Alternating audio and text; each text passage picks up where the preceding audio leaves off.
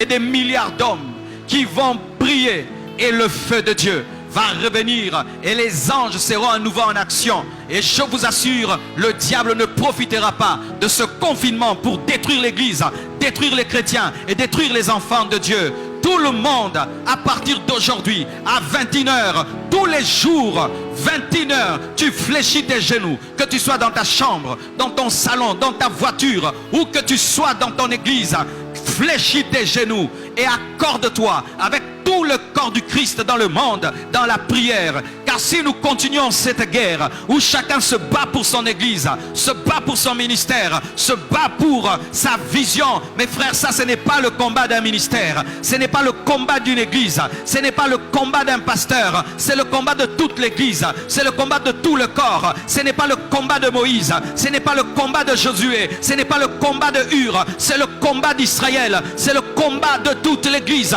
Et nous devons mettre de côté nos différences, nos divergences, nos mésententes et nous unir ensemble pour bouter dehors les puissants des ténèbres qui profitent du fait que les églises sont fermées pour anéantir la louange, anéantir la prière, anéantir la sanctification. Et nous allons lancer ce mouvement, nous allons contacter des leaders spirituels, nous allons passer à la télévision, passer à la radio, faire des panneaux afin que tous les chrétiens dans le monde sachent qu'il y a une heure où tous les enfants de Dieu dans le monde sont unis en esprit et prient. Et je vous assure, les puissants des ténèbres seront dérangés, le complot du diable va échouer et la puissance de Dieu va opérer dans l'église. Et je t'assure mon frère, ce n'est pas de Dieu que tu puisses penser que cela ne t'intéresse pas. Cela nous concerne tous.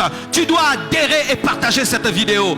Adhère à cette vision et partage cette vidéo. Adhère à cette vision et partage cette vidéo. Nous voulons que cette vidéo soit partagée dans toutes les églises et que chacun de nous, chaque 21h, tous les jours, nous puissions nous tenir ensemble devant Dieu. Et tu n'as pas besoin de le montrer sur Facebook.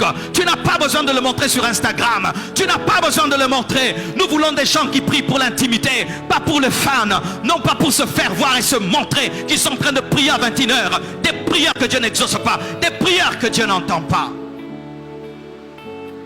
Mes frères et sœurs, voici la direction que Dieu m'a donnée. Et si nous le faisons, les puissants des ténèbres vont échouer.